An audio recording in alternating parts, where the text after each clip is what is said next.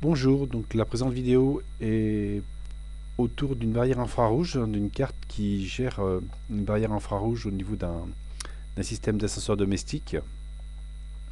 Donc l'intérêt de la barrière infrarouge, c'est que vous avez dans un système où il n'y a pas de porte, on voit défiler le mur, et donc si on vient franchir la barrière infrarouge qui est de chaque côté, eh bien l'ascenseur s'arrête, hein. C'est un élément de sécurité.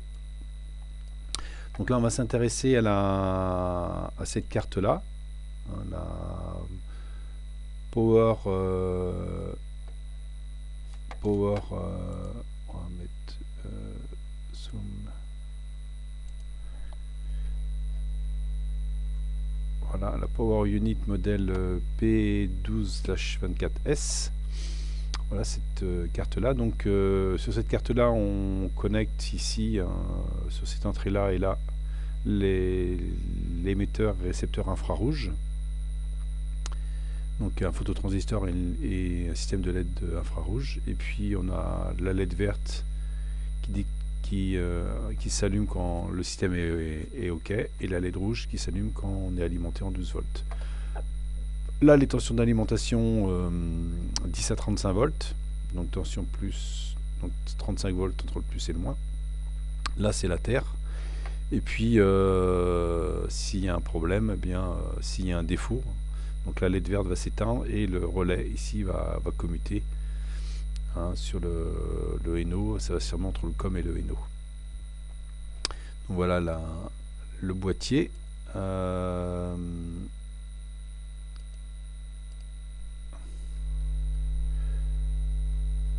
Là vous avez la carte à l'intérieur, donc on retrouve là le connecteur d'alimentation et puis le connecteur avec le relais.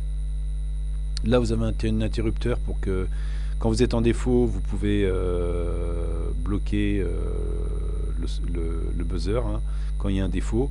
Donc le relais commute, la LED verte elle s'éteint et le buzzer crie. Si on veut couper le buzzer, hein, on a juste à inverser ici. Donc là vous avez des diodes pour les inversions de polarité. Là vous avez un polyswitch de 400 mA de mémoire, des bobines, des condensateurs. Là c'est un jump, une résistance nulle, là et là. Là vous avez un convertisseur DC-DC. Donc en entrée vous avez entre 9 et 35 volts, et en sortie vous avez 12 volts ici. Alors en plus il est isolé, hein, c'est-à-dire que la masse de ce côté-là n'est pas la même masse que de ce côté-là, hein, donc vous avez une isolation aussi galvanique.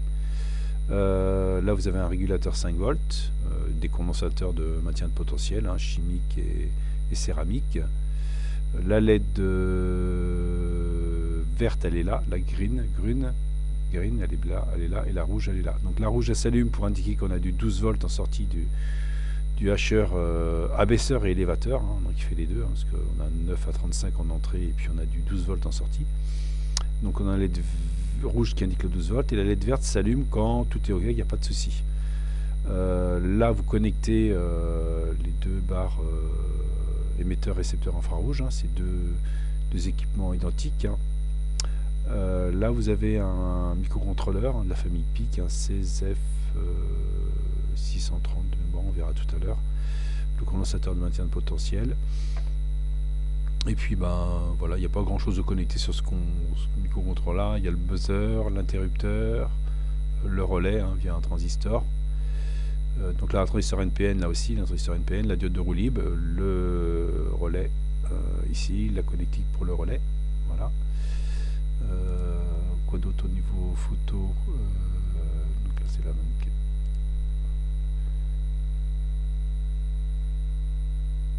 Voilà, ça c'est toujours la même carte.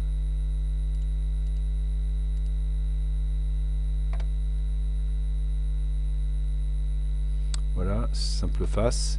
Alors pour faire un défaut, il faut prendre la masse ici, hein, et il faut le relier sur la broche ici. Alors vous mettez une jonction entre là, et normalement vous êtes hors défaut. Hors défaut, c'est-à-dire que la LED verte s'allume quand vous connectez la masse ici. Voilà. Donc quand vous n'avez plus la masse, il y a un défaut. En fin de compte, hein, c'est un niveau logique 0, hein, sur cet équipement-là. Voilà, donc là les potentiels, là vous avez la masse, là vous avez le plus 12 volts, là tout ça c'est plus 12 volts, hein. C'est un relais 12 volts, hein, que vous avez là, voilà. Là vous avez du 5 volts, donc là vous avez un microcontrôleur, hein, ici, voilà, le microcontrôleur est là. Là vous avez le relais, et là vous avez les bornes pour les émetteurs et récepteurs infrarouges, hein. Là, vous voyez que c'est un système parallèle, hein, elles sont mises en parallèle. Donc on alimente en 12 volts, et puis je pense que il faudrait s'intéresser sur les émetteurs et récepteurs infrarouges, hein, il y a forcément une carte à micro, parce qu'on doit faire sûrement de la modulation pour les émetteurs et récepteurs. Par contre, on envoie sur cette ligne-là, alors sur la broche ici, là, celle-là qui est reliée à celle-là, hein, celle-là et celle-là, on envoie un niveau logique haut quand il y a un défaut.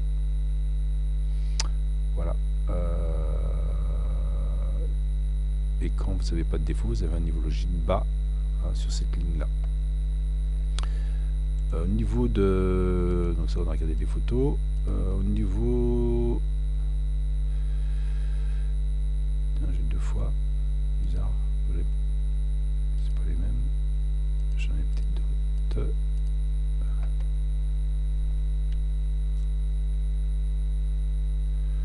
Voilà, bah la carte en mode de fonctionnement. Donc là, on a injecté du 12 volts. Donc là, la LED rouge s'allume pour indiquer qu'on a du 12 volts en sortie du HR abaisseur élévateur. Voilà, c'est intéressant. Cette photo-là.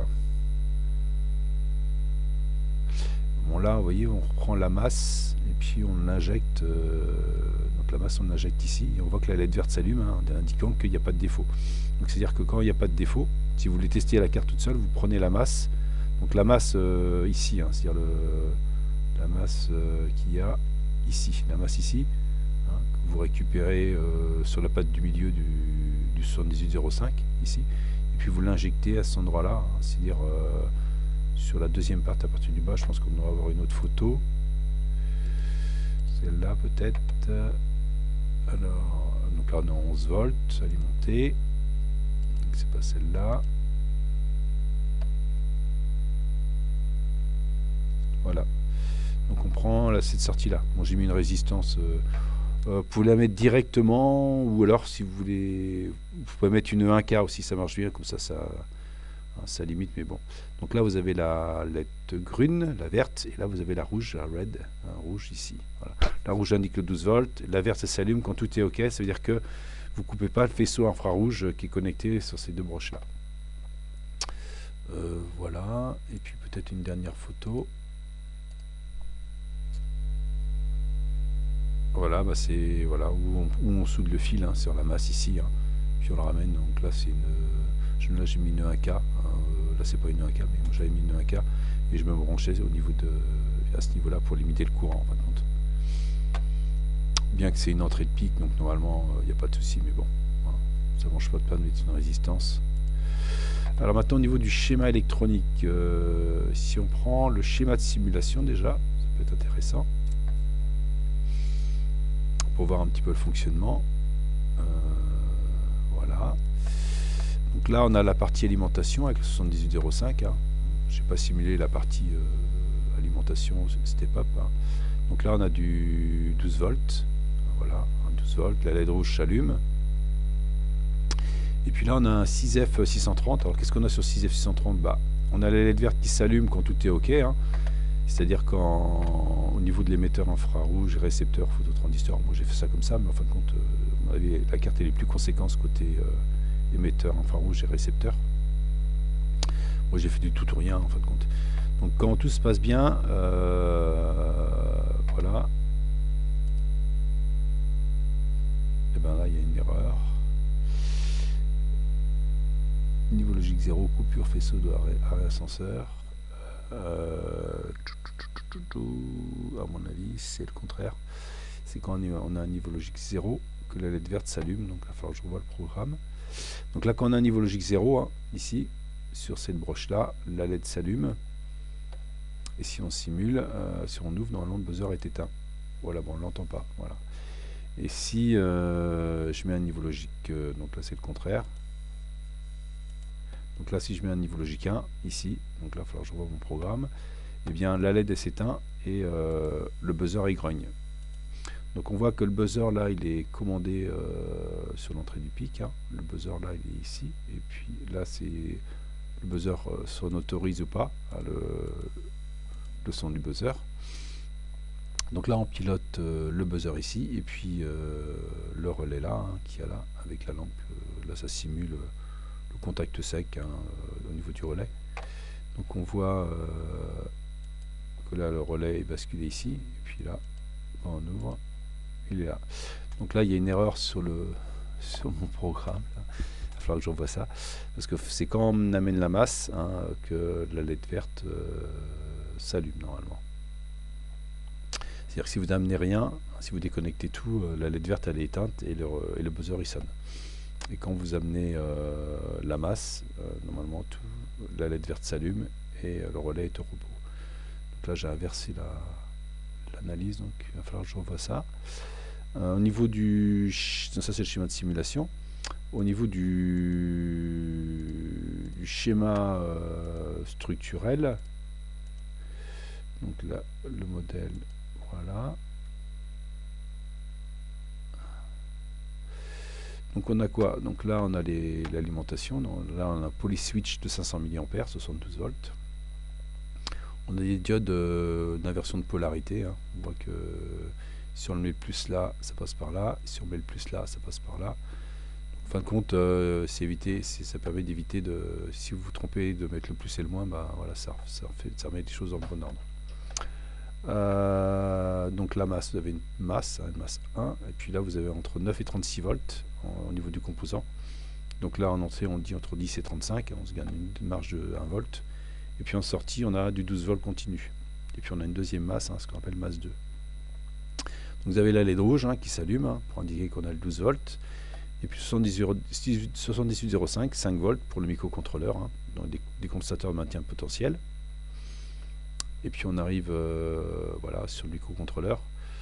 Donc on a un buzzer. Alors moi j'ai rajouté une pull-up parce que quand c'est ouvert, pour moi il n'y a pas de niveau logique que 1.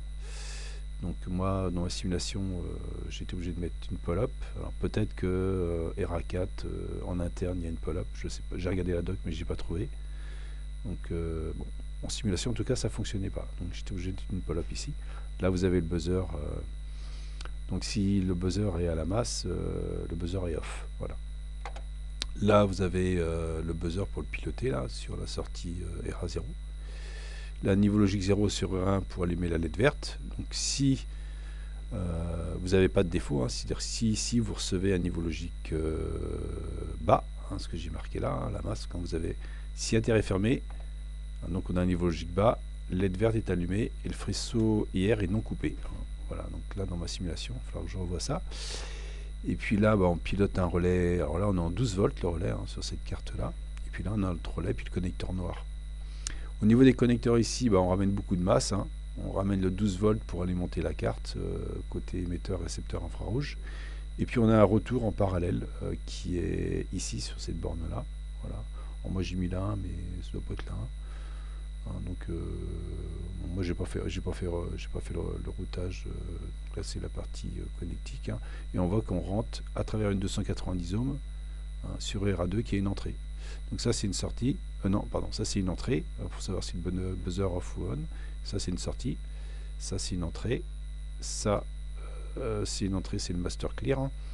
Oh, c'est pareil, hein, peut-être un petit condensateur, hein, pour faire le reset à la mise sous tension. Bon, moi dans la simulation j'ai activé le master clear en interne, comme ça il n'y a pas de problème. Donc là on a une entrée ici pour savoir si le buzzer est off ou on, si on l'autorise à sonner ou pas. Et puis là on a notre pilotage de relais, hein, donc c'est une sortie. Donc on voit qu'il y a beaucoup de choses qui ne sont pas utilisées, hein, 1, 2, 3, 4, 5, 6. Hein, donc on aurait pu prendre un 12F615 ou 675, hein, un plus simple. Donc voilà pour cette présentation de barrière infrarouge pour un système de sécurité sur un système d'ascenseur domestique. Bonne fin de journée.